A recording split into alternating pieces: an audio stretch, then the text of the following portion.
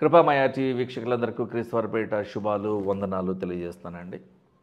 దీర్ఘాయుష్కి మూలము ఏమిటి? దీర్ఘాయుష్కి మూలము ఎవరు? ఈ జీవింపచేసేటువంటి వ్యక్తి ఎవరు? అసలు ఈ జీవింపచేసే శక్తి ఎక్కడి నుంచి మనకు వస్తుంది?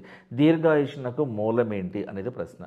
ద్వితీయోపదేశకాండము 30వ అధ్యాయము 20వ వచనంలో ఇలా ఉన్నది. నీ పితరులైన అబ్రహాము, ఇస్సాకు, యాకోబులకు ఆయన ప్రమాణము చేసిన దేశములో, అనగా దేవుడు ప్రమాణము చేసిన దేశములో మీరు నివసించినట్లు యెహోవాయే నీ ప్రాణమునకును నీ దీర్ఘాయుష్నకును మూలమై ఉన్నాడు. ఇది అండర్లైన్ చేసుకోండి. నీ ప్రాణం ఇంకా ఉంది అంటే అది దేవుని చిత్తం.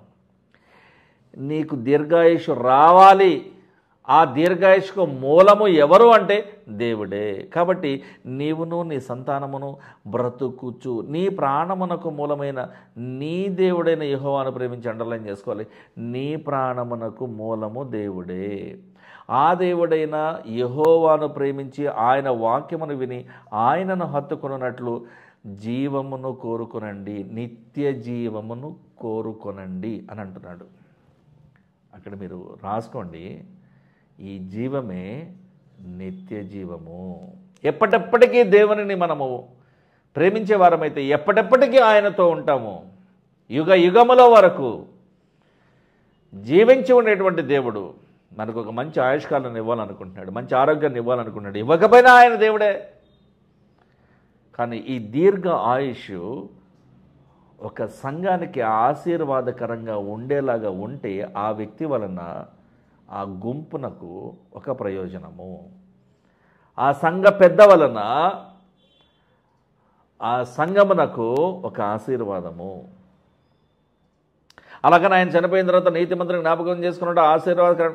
ఆ నీతిమంతుడు ఎవరంటే సామెతల గ్రంథంలో ఉన్న ఆ నీతిమంతుడు యేసుక్రీస్తు ప్రభు. నీతిమంతుడిని జ్ఞాపకం చేసుకున్నట్టు నీతిమంతుడు ఎవడూ లేడు, ఒక్కడే ఉన్నాడు, మేలు చేయవాడు ఒక్కడు కూడా లేడు, ఒక్కడే ఉన్నాడంటే ఒక్కడో ఆ నీతిమంతుడు యేసు ప్రభువే, ఇంకెవరు లేరు ఇంకా.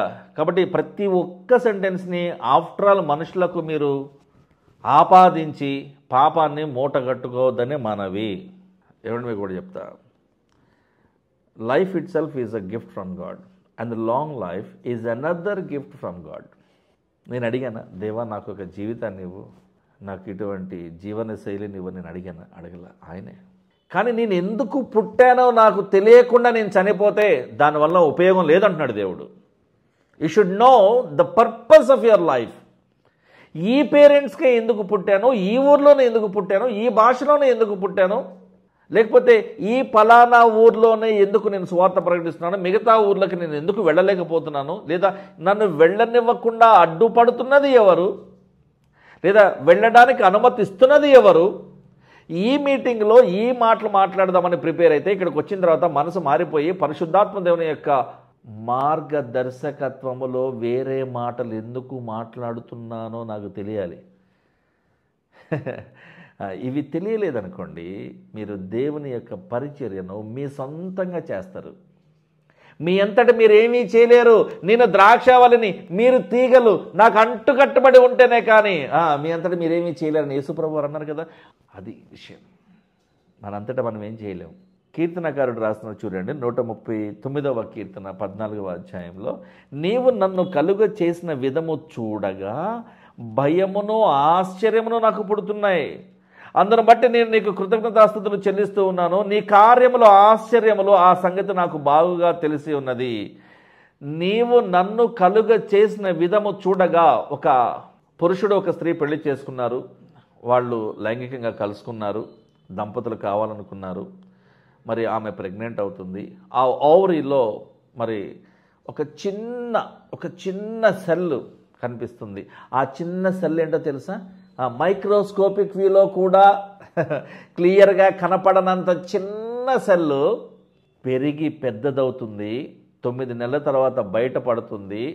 ఒక బాయ్ రూపంలోనో ఒక గర్ల్ రూపంలోనో బయటపడుతుంది.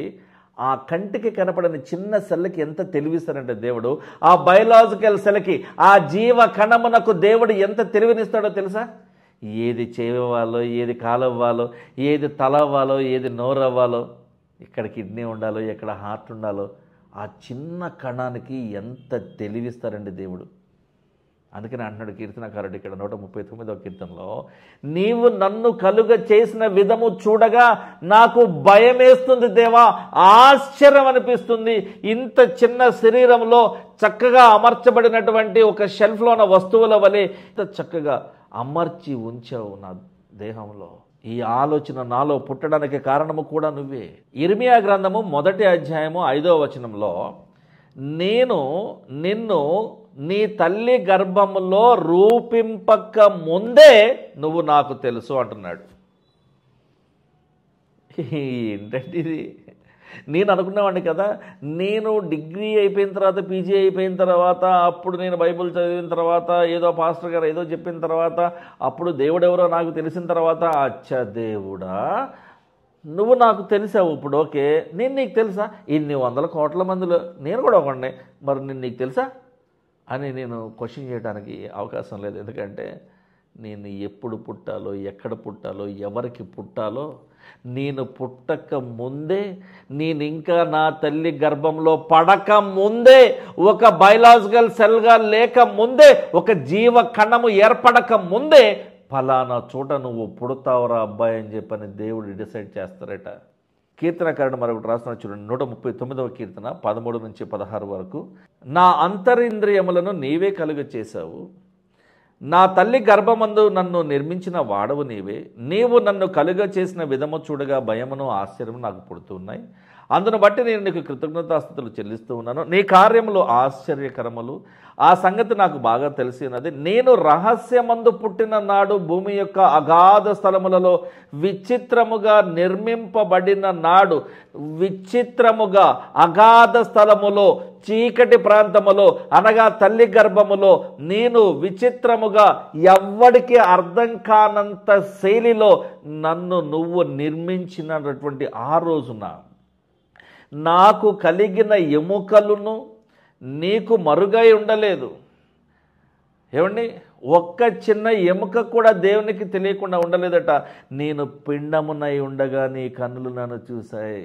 నాకు ఇంకా రూపము రాక మునుపే, నేను అబ్బాయినా అమ్మాయినా తెలియబడక మునుపే దేవునికి నేను తెలుసట.